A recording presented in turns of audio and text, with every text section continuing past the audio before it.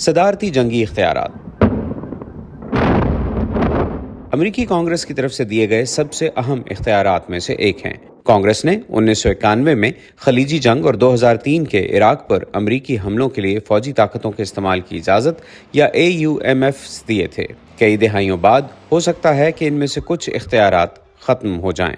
Americans are tired of endless wars in the Middle East. امریکی مشرق وسطیٰ میں نہ ختم ہونے والی جنگوں سے تھک چکے ہیں۔ بالغ عمر کو پہنچنے والے بہت سے امریکیوں کو عراق جنگ کے ابتدائی سال یاد بھی نہیں۔ ہر سال ہم فوج کے استعمال کے اختیارات کا معاملہ اگلے سال تک ٹال دیتے ہیں اور مستقبل کی انتظامیہ ایک اور سال ان کا غلط استعمال کر سکتی ہے۔ AUMFs نے امریکی صدور کو اختیار دیا ہے کہ وہ کانگریس کی منظوری کے بغیر فوجی کارروائی کر سکتے ہیں۔ قانون سازوں نے برسوں یہ دلیل دیتے ہوئے کہ یہ فرسودہ ہو چکے ہیں، AUMFs کو منسوخ کرنے کی کوشش کی۔ No weapons of mass destruction. Iraq میں بڑے پیمانے پر تباہی پھیلانے والے ہتھیار کبھی نہیں ملے۔ فوجی طاقت کے استعمال کے اس اختیار کو منسوخ کرنے کا مطلب یہ نہیں ہے کہ امریکہ عدم تشدد کا حامی ملک بن گیا ہے۔ اس کا مطلب یہ ہے کہ امریکہ ایک دستوری قوم بننے جا رہا ہے۔ لیکن کچھ ریپبلکن سینیٹرز یہ دلیل دیتے ہیں کہ اس اختیار کی منسوخی سے صدور کے پاس مسلسل خطرات کا فوری جواب دینے کے بہت کم طریقے رہ جائیں گے۔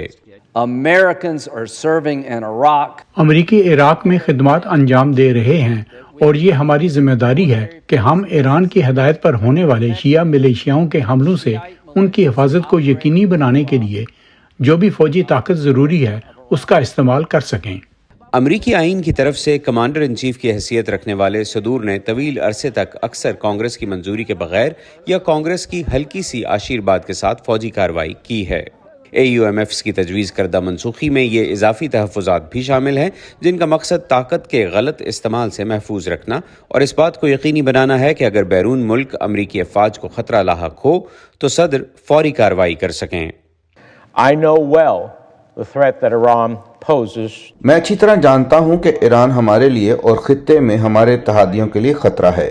ہم اس کے ارادوں کے بارے میں لا علم نہیں رہ سکتے اور یہ کہ جب ضروری ہو کہ کیسے اور کب جواب دینا ہے اس کے لیے ہمارا سیاسی ارادہ پختہ ہونا چاہیے اور اختیارات کی منسوخی سے ایران کے خلاف امریکی مفادات کا دفاع کرنے کی ہماری صلاحیت پر کوئی اثر نہیں پڑے گا۔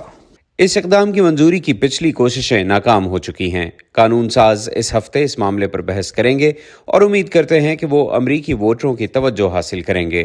توقع ہے کہ اس ہفتے کے آخر میں سینٹ میں اس کی منسوخی کے لیے 60 ووٹوں کی حمایت حاصل ہو جائے گی۔ امریکی سینٹ نے سن 2001 میں دیے جانے والے افغانستان میں لڑائی کے اختیار کو جاری رکھنے کے حق میں بھاری اکثریت سے ووٹ دیا ہے۔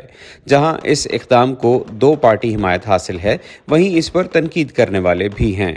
Both parties have essentially argued. دونوں جماعتوں نے بنیادی طور پر یہ دلیل دی ہے کہ 9/11 جیسے واقعات کے لیے فوجی اختیارات کے استعمال کی کوئی وقتی یا جغرافیائی حدود نہیں ہے۔ عراق جنگ کے لیے دیے گئے اختیارات کی منسوخی سے کوئی جنگیں ختم نہیں ہوں گی اور نہ ہی کوئی جانیں بچائی جا سکیں گی۔ منسوخی کو ابھی ریپبلکنز کی اکثریت والے امریکی ایوان نمائندگان سے منظور کرانا پڑے گا۔ اس سال کے آخر میں سالانہ دفاعی بجٹ کے ایک حصے کے طور پر اس پر بحث ہو سکتی ہے۔ کیتھرین گبسن کے ساتھ محمد عاطف، VOA نیوز۔